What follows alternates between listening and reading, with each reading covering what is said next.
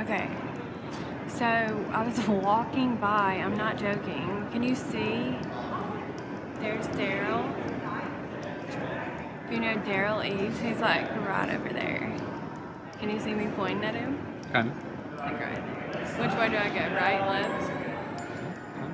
Museum? Yeah. And then if you turn this way, can you see this is Carlos right here?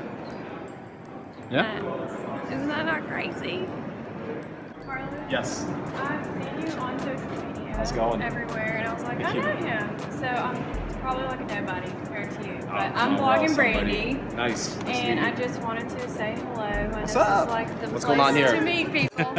this is my boyfriend slash Are we camera streaming camera here? guy. here. No, we're not streaming. We're We're not Sorry, live, we got but no hey, cameras. I know. That's why I was waving at him because No, this is like my first, I guess, I don't want to call it social outing. This is the first time meeting all the people from social media. So I don't really know what you're supposed to do here or how you're supposed to You know connect what? here. You just network. But I saw you and I was like, well, why What not exactly say what hey? exactly we're doing? Like, hey, I've seen Okay. you online. I'm so and so. What's up? Okay. Right? That's what I did the first time. Yeah. Second, third. Well, that's what I was like, here, I would think that it's acceptable to just go up to people and be like, hey, can we take pictures? Can we talk, I mean, hang out? would it be weird if you do it on the internet, but you don't do it in person? exactly right.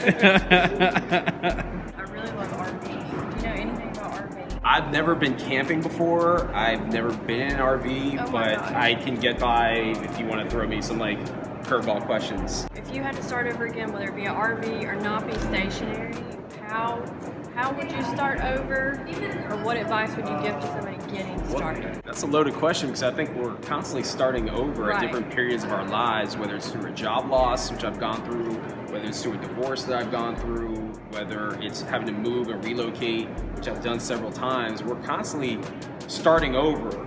That's just part of the journey. I think mindset is everything, really, at the end of the day. So my dad's always told me since I was a kid, you have two options in life. You can either go north or you can go south. And that's always been my mindset, that no matter what's handed to you, you just keep going north. You keep moving forward. You keep going up. And if you have that mindset, no matter what situation you're thrusted into, you'll always find a way to get out of it. What do you think was the bottom or that moment where you're like, I'm not sure if I can keep going, or I'm not sure if this is for me? Because everybody kind of gets to that point, like, what do I make videos about, or what do I do here? I've got to that moment a lot of times, and it's just that mindset. If you want to do something, you're going to find a way to do it. You're going to find a way to overcome adversity. You just are. If you listen to what people tell you, like if you have friends that tell you that you can't do something, Right. then you're probably surrounding yourself with the wrong friends. If you've got family members, and it happens because I've been there before, if you have family members that are telling you, hey, this isn't something that's good for you to do, then take a step back and really analyze. If you're doing something that's working, keep doing it. Double down those efforts. Keep getting more of whatever that is. If you're doing something that's not working out, then you really have to take a step back and assess, is this for me or not? Do you think that someone who vlogs on YouTube can be successful versus someone who's just creating like entertaining content? Yeah, absolutely. The way I look at YouTube is distribution. Think of YouTube as like the new cable TV. So It's like your channel. It's a distribution. Yeah, it is legitimately your channel. So whatever genre you create content in, that's the tribe that you build. Those are the viewers and subscribers that you're going to ultimately gain. Can you be successful? Absolutely. If you're someone that just entertains people, I'm sure companies out there wouldn't mind having you come in, to their like corporate party and entertain like thousands of people there. Events like this, the social media marketing world. They always have entertaining needs. I'm just throwing that out there as an example. If you're someone who's a gardener, if you're a cook, and that's what your channel's about, then how can you monetize that? How would you suggest for someone smaller to get into a speaking engagement or be invited, or how would you suggest Start small. connecting? Yeah, start small. Like Before individual businesses? Absolutely. Before I got to speak at events like Social Media Marketing World, I was speaking to 5 people at ITT Community College in Jacksonville, Florida, about social media. So going into and specifically college. like how to help people find jobs using social. So granted, speaking to 5 people is very humbling, but you got to start somewhere. And if you do this enough times, you'll eventually feel more confident speaking in front of bigger audiences. You'll really start to be able to perfect your flow and your pitch. You'll really start feeling comfortable teaching people. So my recommendation is just start small in your own community. Speak to your local chamber of commerce, small businesses. You know, even if you put up a Facebook event and 5 people come out to meet you at Starbucks or at Panera, it's 5 more people that you're able to reach in person than online, which, you know, honestly, like, online can be just like a big black hole. If you were in my shoes and this was flipped, what would you ask me? Like, I would ask you, what motivates you to come to a conference like this and have someone film you?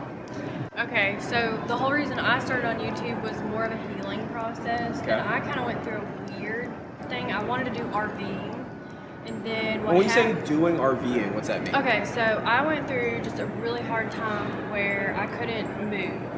Like physically, I couldn't go Okay. for a long period of time, so I was actually trapped in the house. Okay. I would get shots in my back, and I had to go to the doctor. So I kept saying, oh, I'm going to do these RVing things. Right. Oh, I'm going to do them. Well, what happened was I really just couldn't get out. And then people said, well, just talk about it from the house. And I was like, well, I don't feel real if I just talk about Right. it from the house.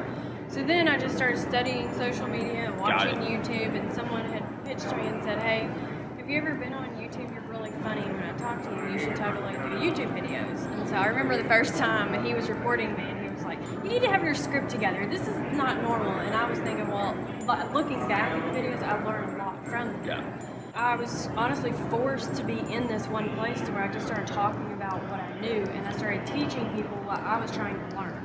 And then people would ask me questions and say, well, how do you do this and how do you do that? And I was like, well, I'll just make a video for them. That's where my place is. I'm stuck is, what's the next point? Do I need to be real niche, or should I, That's, you know? people ask me this question all the time in terms of what they should do, Yeah. and I always throw the ball back in their court of like, what is it that you want to do ultimately?